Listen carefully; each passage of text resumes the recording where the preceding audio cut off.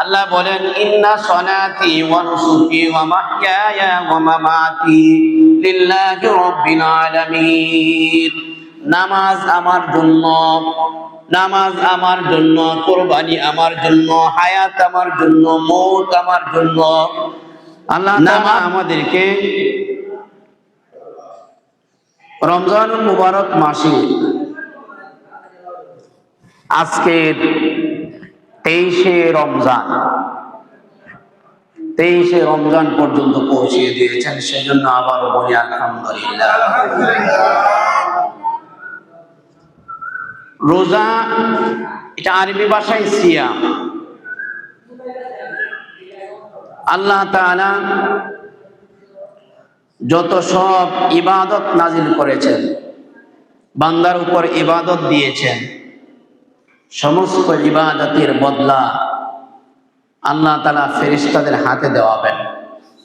একটাই মাত্র ইবাদত, একটাই মাত্র আপনার গোলামি, যে গোলামির বদলা আল্লাহ নিজের হাতে দিবেন। আর সেই ইবাদত বা গোলামির নাম হচ্ছে সিয়াম, অর্থাৎ রমজানের রোজা। আল্লাহ তাআলা এক হাদিসে কুদসিতে বলেন, আস-সাওমু লি ওয়া আনা আজজি বিহি। আল্লাহ বলেন রোজা আমার জন্য, আর এই রোজার প্রতিদান আমি দেব। সুবহানাল্লাহ বলেন। অফি রিওয়ায়াতিন ওয়া আনা উজজা বিহি। অপর এক রিওয়ায়াতে বলেন, আরে আমি দেব কি, আমি নিজেই এর বদলা হয়ে যাব।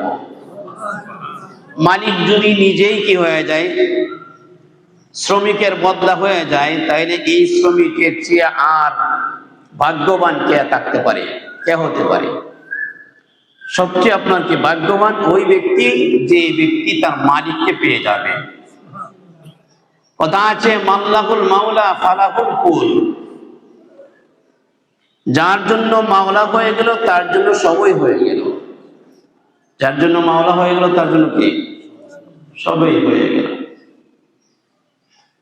এক বাদশা তার উজির নাজির প্রজাদের মাঝে একদিন ঘোষণা দিলেন, একটা নির্ধারিত সময় বেঁধে দিলেন। এই সময়ের ভিতরে আমার সব ভান্ডার তোমাদের জন্য উন্মুক্ত করে দেওয়া হলো, খুলে দেওয়া হলো। এই সময়ের ভিতরে যে যা পারো নিতে পারো, কোনো বাধা নেই। সুবহানাল্লাহ বলেন তো, বাদশার ভান্ডার যদি খুলে দিয়ে বাদশা এই ধরনের ঘোষণা দেয়, তাইলে কে বাদশার ভান্ডার থেকে নিবে না? সবাই নেবে। এবং প্রত্যেকেই চাইবে যেটা বেশি দামি এটাকে ধরতে, ওইটা ধরার জন্য চেষ্টা করবে। কম দামিটার দিকে নজর যাবে কম, আগে দামিটার দিকে যাবে। তো সবাই যেন আপনার দামি দামি জিনিস কি করতেছে, নিতেছে। দামি দামি জিনিস তারা আপনার ব্যাগ ভরতেছে, দামি দামি জিনিস দিয়ে তারা দ্বারা আপনার কি হইতেছে, সব পোটলা বাঁধতেছে, বস্তা পড়তেছে। একজন শুধুমাত্র আপনার গোলাম, এক গোলাম, সেই গোলাম কোনো মালে ধরে না, বাচ্চার কোনো সামানায় ধরে না, বাচ্চার কোনো আপনার হীরা মানিক্যের ধরে না, মণিমুক্তাতে ধরে না। এই গোলাম শুধুমাত্র মালিকের মাথায় ছুঁয়ে দাঁড়িয়ে রয়েছে, মালিকের মাথার মধ্যে দইরা দাঁড়িয়ে গেছে। সবাই তো আনন্দ চিত্তে নিতেছে। নেওয়ার ভিতর দিয়ে তাদের মনে মনে আবার আরেকটা ভাবনা চলতেছে, যে কি এত বড় সুবর্ণ সুযোগ পাওয়ার পরেও এমন হতভাগা গোলাম তো আর দেখে নাই, যে হতভাগা গোলাম এই সুবর্ণ সুযোগকে হাত ছাড়া করে দাঁড়িয়ে রইল মালিকের মাথায় ধরে। এর চেয়ে আর হতভাগা কে হতে পারে? এই সুবর্ণ সুযোগ হাত ছাড়ছে, এটা নাদান, এটা বেয়াকুফ।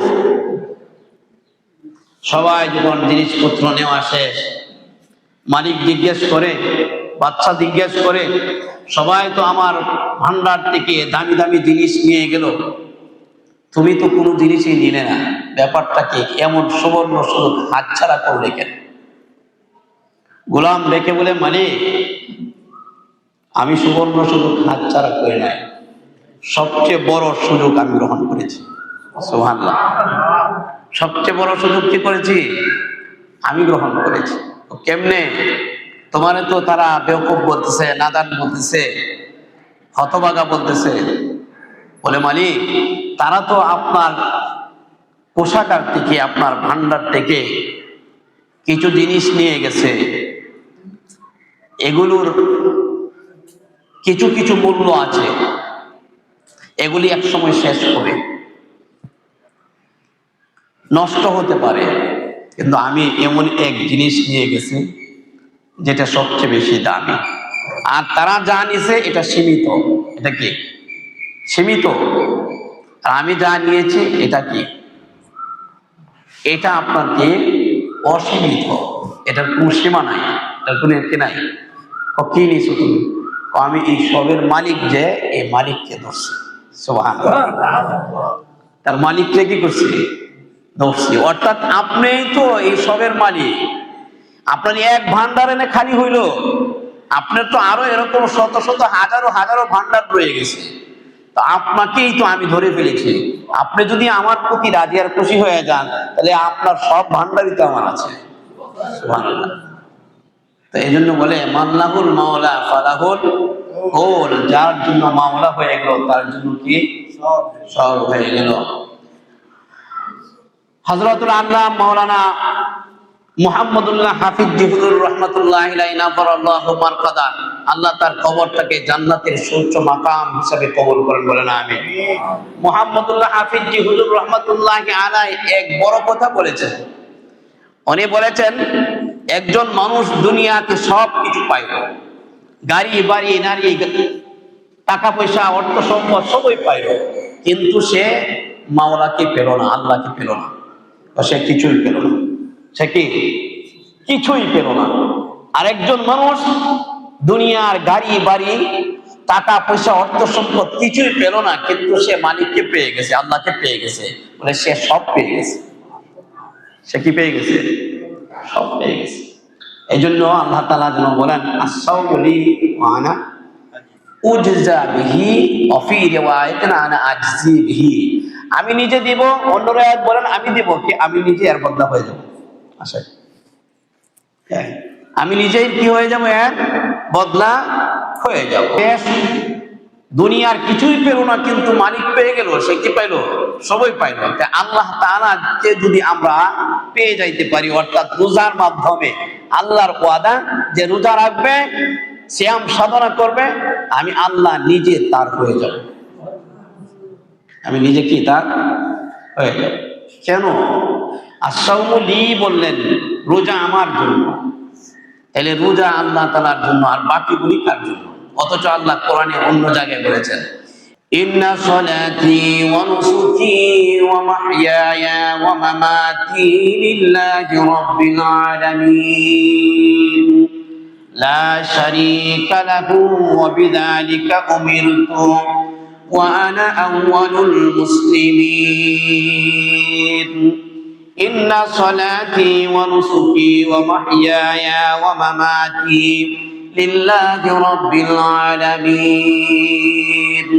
আল্লাহ বলেন, ইন্না সলাতি ওয়া নুসুকি ওয়া মাহইয়ায়া ওয়া মামাতি লিল্লাহি রাব্বিল আলামিন। নামাজ আমার জন্য, নামাজ আমার জন্য, কুরবানি আমার জন্য, হায়াত আমার জন্য, মওত আমার জন্য। নামাজ আমার জন্য, কুরবানি আমার জন্য, হায়াত মরণ, জীবন মরণ আমার জন্য। লিল্লাহি রাব্বিল আলামিন, একমাত্র আল্লাহ তাআলার জন্য। লা শারীকা লাহু ওয়া বিযালিকা উমিরতু ওয়া আনা আউওয়ালুল মুসলিমিন। সব এখানে বললেন, নামাজ আল্লাহর জন্য, কুরবানি আল্লাহর জন্য, হায়াত মওত আল্লাহর জন্য। তবে কেন আবার আরেক জায়গায় ভিন্নভাবে আল্লাহ রোজার কথা বললেন, যে রোজা আমার জন্য, আর এই রোজার বদলা আমি নিজে হব বা আমি নিজে দেব? অথচ নামাজের কথা বলেন না, আমি নিজে দেব, আমি নিজে হব।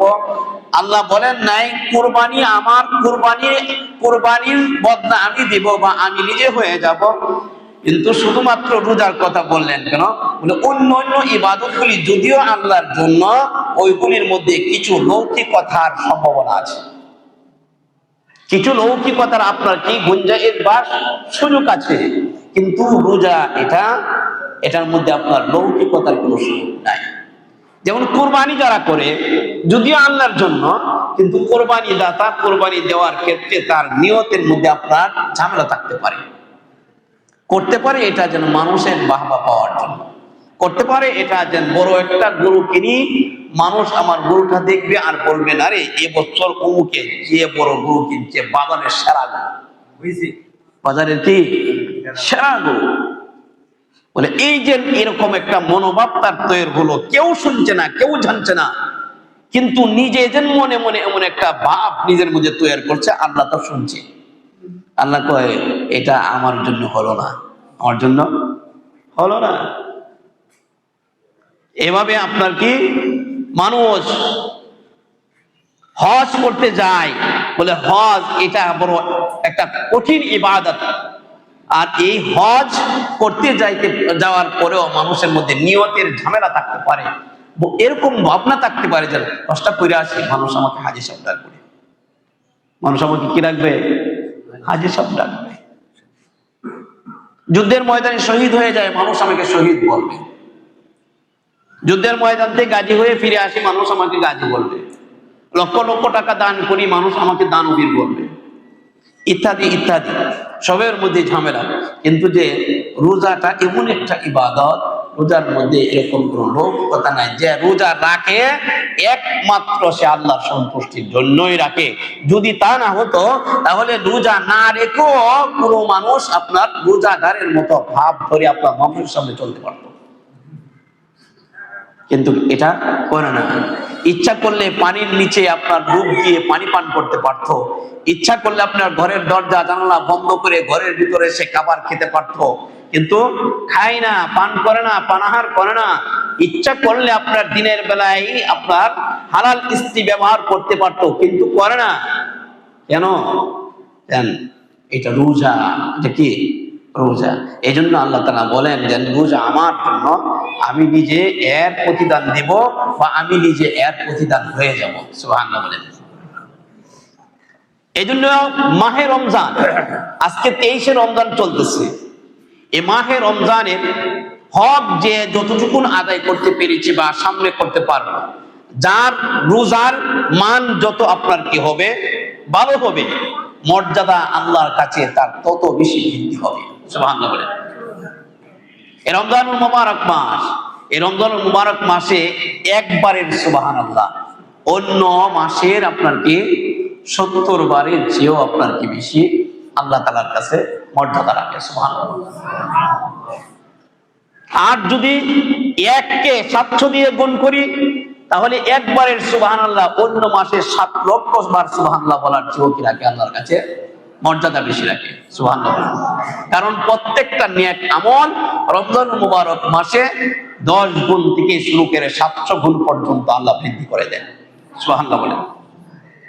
এই জন্য এই রমজান মুবারক মাসের সুবহানাল্লাহ, আলহামদুলিল্লাহ, লা ইলাহা ইল্লাল্লাহ, আল্লাহু আকবার, এগুলি আল্লাহ তাআলার কাছে বড়ই ওজনদার হবে।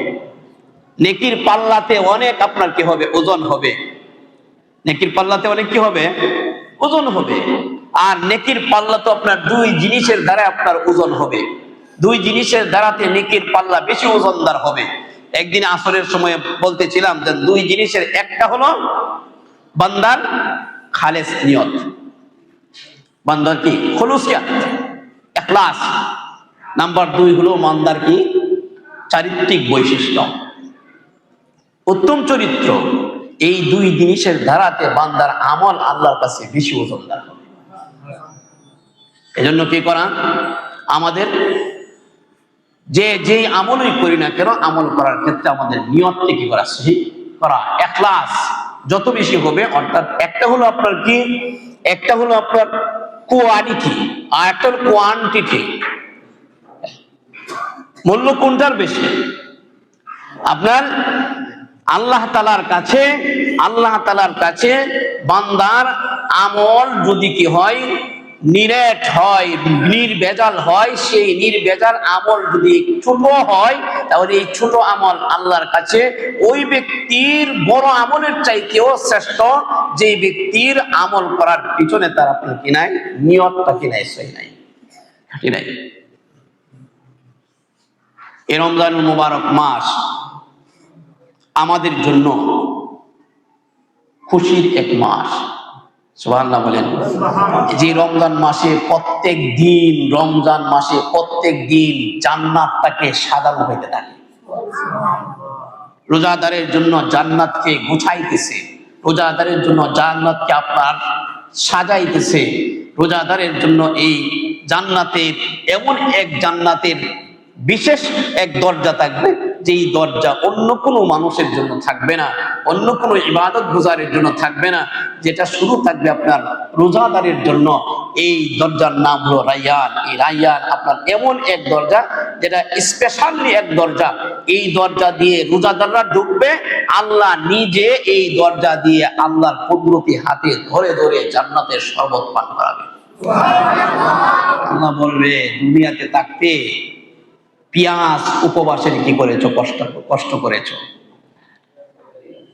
পিপাসার কষ্ট করেছো, না খেয়ে কষ্ট করেছো, আজকে তোমাকে জান্নাতের শরবত দিয়ে তোমাকে ইজ্জত দান করলাম, পিপাসা মেটালাম। সুবহানাল্লাহ। এই রমজানুল মুবারক মাসে তারাবির নামাজ, এক মাস সিয়াম সাধনা আর এক মাসের কিয়াম সাধনা।